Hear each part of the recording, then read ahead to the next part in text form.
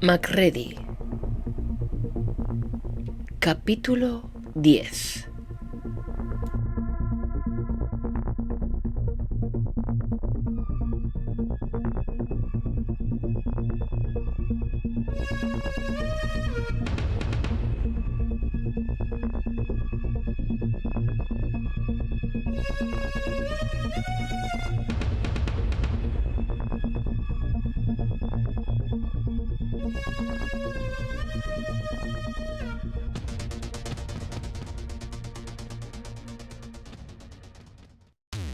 Un sol muy amarillo iba levantándose en el horizonte marino de Iquique. La calma del tiempo contrastaba con los trabajos de recogida de Mac Jr. que, desperdigado a trocitos por el suelo de la pista del aeropuerto, esperaba congelado a ser amontonado dentro de unos grandes contenedores que el helicóptero reservado para su transporte tenía para tal menester. Quizá los susodichos estaban destinados para otra función, pero ahora les venían a Ilia y a sus muchachos de perilla. Miré hacia una de las pequeñas porciones del gigantón que parecía no ser vista por nadie y que se encontraba algo más alejada. Quizás salió rodando despedida en su inesperada caída. Parecía ser parte de ceja y ojo derecho, junto con una porción de frente. Un mechón de su pelirrojo pelo aderezaba el conjunto, y el tabique nasal completaba la pieza congelada de la cara de Mac Jr.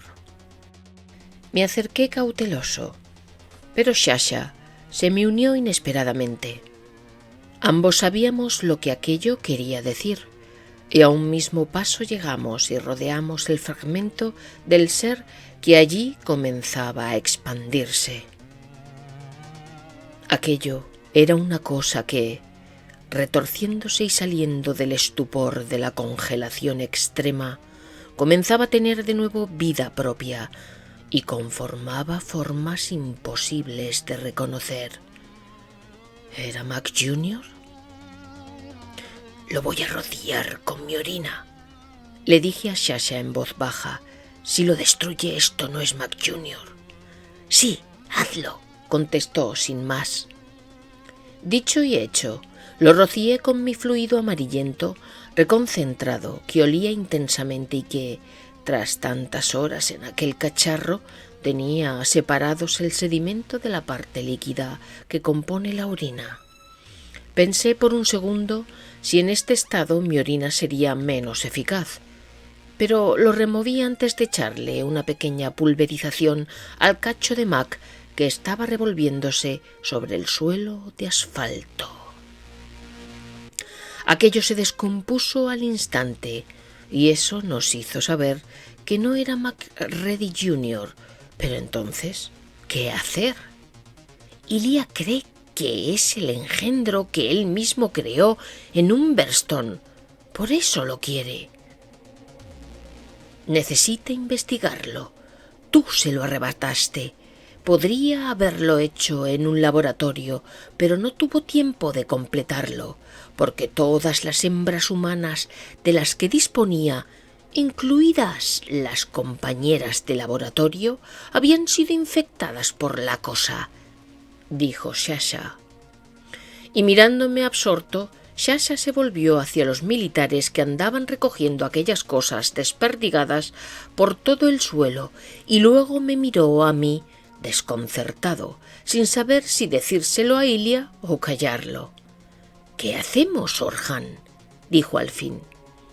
«Si este no es Mac Jr. tenemos más de un problema. Mac sigue suelto por ahí. Pero además la cosa es más inteligente, o al menos está aprendiendo de su experiencia en la Tierra y trata de engañarnos. Tú viste cómo se los metía en la boca igual que yo. Está claro que no los estaba matando. Simplemente se unían en un solo organismo. Nos engañaba, porque todos son uno mismo y un único ser que se divide exclusivamente para ir adquiriendo o asimilando a los demás seres vivos. ¿Crees que hacía como si se los comiera? Sí, Ilia nos está mirando, se acerca, va a ver esto, me advirtió Sasha con desasosiego. Su rostro de alien amorfo, sin expresión, se tornó en un gesto que simulaba una severa preocupación. Písalo, ocúltalo, digamos que me estabas poniendo al día. ¿No ves que cree que ando encabronado porque congelaste a McJunior? Contesté, mientras él echaba pequeños y furtivos vistazos por encima de mi hombro hacia la dirección donde se encontraba Ilia. Puso su zapatón sobre la carne muerta de la cosa, que andaba ya descompuesta. Estaba claro, había muerto en contacto con mi orina. ¿Qué andáis cuchicheando vosotros dos? Orhan, hijo, ¿por qué no nos ayudas? Hay mucho trabajo por hacer y seguro que quieres ir a ver a Gabriela, ¿no? Dijo sonriente, con su boca pastosa y vieja, pegada en sus comisuras con saliva blanca. Su aspecto de viejo del infierno me sacaba de quicio. ¿A dónde quería llegar este loco de Atar? Entonces, ya cansado de esta incertidumbre, me volví de frente a Ilia y le dije: ¿Tú inseminaste a Gabriela en Umberstone? El viejo se paró en seco y miró a Sasha, como pidiendo explicaciones. ¿Se lo has dicho tú? Le preguntó mientras se acercaba más hacia donde nos encontrábamos. Era un viejo desgarbado, enfundado en un traje militar del ejército soviético, con galardones de otra época, casi irreconocibles para mí, y en aquel momento no me llamaron la atención. Simplemente pensé que era un tipo anclado a su pasado, nostálgico de una gloria que nunca volvería. Un puto tarado, un egocéntrico narcisista de los que creen que tienen una misión relevante que hacer en el mundo, uno de esos hombres que es mejor que no existieran. Sí, pero no como crees. Estas cosas entienden más de lo que crees. Vamos y te cuento, tienes derecho a saber. Y me cogía del hombro mientras ambos nos volvimos hacia el helicóptero. Sasha comenzó a andar tras de nosotros, dejando el pedazo de la cara McJunior chafado en el suelo, que ya parecía una simple mancha de grasa de motor en el asfalto. Yo quiero acabar con la cosa tanto como tú, Orhan, pero hoy en día es imposible hacerlo. Ni siquiera tú puedes. Mientras destruyes a miles de ellas, se reproducen e infectan a millones de animalejos de la tierra por otro lado. Solamente si conseguimos un depredador o un competidor natural, podremos mantenerlas, al menos por un tiempo, a raya, me decía mientras me daba palmaditas en el hombro. «¿Pero cómo inseminaste a Gabriela?», le repetía, mientras Sasha ya andaba a nuestro paso, a nuestra altura. «Fue sencillo, gametos masculinos aislados junto a células de la cosa y ¡voilá!, se convirtieron en una imitación de espermatozoides que simplemente inyecté a la mujer. Después estos hicieron su función dentro de su cuerpo. Ten en cuenta que si estas células no se sienten amenazadas, imitan la vida de manera completa. Es decir, copian no solamente la forma externa, sino que realizan aquellas funciones propias del ser parasitado. ¿Por qué en Umberstone? Esto queda muy lejos de nuestra patria. Yo he llegado por casualidad, pero tú, le pregunté un poco encabronado. ¿Por qué aquí no hay control? ¿Por qué aquí llegó la infección antes que a ningún sitio en el mundo? Ya sabes, desde las bases de la Antártida hasta la Patagonia Argentina y de ahí al continente solo pasaron unos días. ¿Por qué te sorprende tanto? Era una posibilidad única y además ayudamos a los chilenos a sobrevivir. En Santiago de Chile tenemos espacios libres de infección y es gracias a la Unión Soviética. No olvides, hijo, no olvides a qué imperio perteneces, el más grande de todos, el que conseguirá acabar con la cosa mientras los yanquis sucumben presos de su propia sofisticación. Y seguía su perorata interminable y cansina, pero le corté en seco. Aquello no tenía ni pies ni cabezas. Admiras a ese bicho. Se nota. Y no es para menos. Su capacidad de supervivencia es infinitamente superior a la de ningún otro ser en el universo. Es perfecto. Pero tú no. Y no metas a la Unión Soviética en esto. Que te pudras en el infierno, Frankenstein de mierda. Y sacando mi arma, la de verdad, le metí un tiro en la sien al hijo de la gran puta de mi padre. Todos los chicos de Ilia, los monstruitos como yo, quedaron inicialmente sorprendidos y en guardia, todos apuntándome con sus armas. No comprendían qué pasaba. Los militares que habían venido con el científico loco comenzaron a dispararme, pero mi piel resiste todo tipo de disparos, proyectiles de bala que perforan mi cuerpo unos centímetros, si me dan de lleno, pero que en absoluto pueden matarme, porque no sé cómo, pero mi cuerpo se regenera. El único que sabía por qué era Ilia. Tirándome al suelo detrás de unos portaequipajes enormes que andaban dispersos por la pista del aeropuerto, me defendí como pude junto a Sasha, que en aquel momento, muy turbado, me ayudó. «¿Qué coño has hecho, mamón?», me gritaba mientras mataba militares. «Ninguno debimos de ser creados. ¿Qué quieres? ¿Que vuelva a hacerlo?», le gritaba mientras, mano a mano, acabábamos con la tropilla del viejo Ilia, que yacía con la cabeza reventada en medio de la pista del aeropuerto. Nuestros hermanos comenzaron a acribillar a los militares humanos. Al ver la reacción de Sasha, no lo pensaron. Más tarde le pedirían explicaciones, pero no ahora.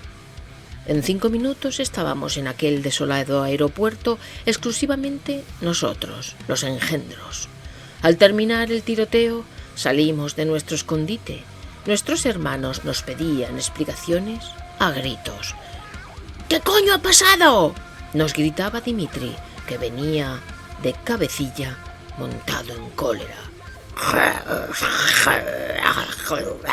Refunfuñaba Nico con su cara alienígena.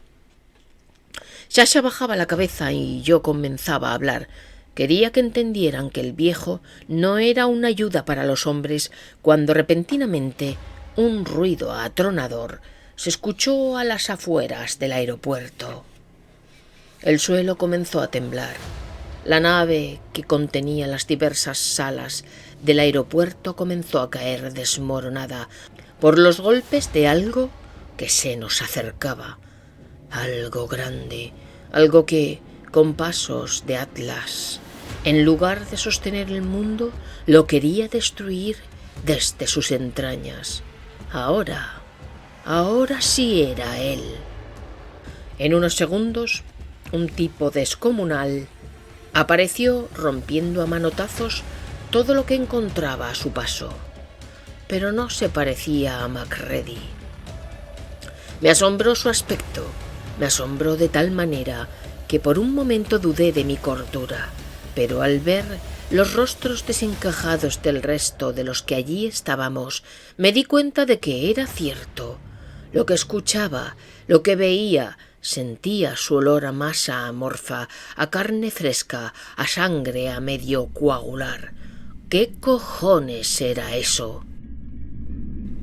Su rostro, deforme y anguloso, reposaba en un cuerpo que casi no se diferenciaba de la cabeza. No tenía cuello, al menos visible. Su tórax, voluminoso, lleno de bultos, descubierto, sin ropas, su boca abierta, la mandíbula hendida como fauces de tiburón descoyuntada, sus 4 brazos gigantescos, musculados pero deformes, sus robustas y potentes piernas, su sexo colgando tan gigante como un hombre pequeño o como un niño grande que arrastraba por el suelo regando el asfalto de orines mientras, a zancadas, se nos acercaba. Sus pies grandes de múltiples dedos, todo un ser grotesco y desmesurado, apareciendo nítidamente ante todos como saliendo de una fábula de esas que se les cuenta a los niños. Sin mediar palabra cogimos posiciones mientras el monstruo se nos echaba encima y comenzó la escabechina. Mac Jr. se acercaba aguantando los envites de aquellos láseres criogenizantes que, a pesar de que dañaban parte de su estructura, no llegaban a dejarle fuera de combate. Este ser sí era otra cosa, en el más amplio sentido de la palabra, porque la unión de ambas genéticas le había dado unas capacidades desmesuradas. Era un ser único, un solo individuo, pero a un mismo tiempo se regeneraba con tal rapidez que nuestros ataques, tanto de munición convencional como de criogenización, le resbalaban. No podíamos hacer nada con él. No podíamos hacer nada con él. Se dirigió a los helicópteros y los descuartizó a golpes. Sobre ellos descargó su ira. Yo suponía que estaba iracundo por su fiereza, pero esto no era nada en comparación a lo que se nos venía encima. Y cuando terminó de dejarlos como papilla o chicle, según se mire, se volvió hacia nosotros y nos gritó, como lo haría King Kong, de haber sido King Kong quien nos hubiera lanzado el grito. Desgraciadamente para nosotros esto era otro ser. Ahora se veía el verdadero despropósito de lo que la ciencia sin control es capaz de hacer.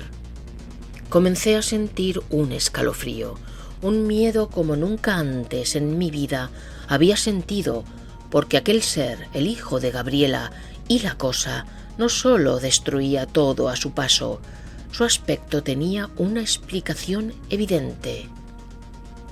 Se arrancaba partes de su propio cuerpo. Aquel gigantesco monstruo sentía un dolor profundo e incalculable dentro de sí mismo, y conforme andaba y golpeaba aviones, helicópteros y todo aquel objeto que se pusiera por delante, iba arrancándose partes con ambas manazas. Aquellos trozos de carne mutada volvían a crecer y le dolía y repetía la acción gritando de dolor. El dolor era lo que le llevaba a comportarse así, no el hambre, no la furia, no sentimientos contra el mundo o los hombres.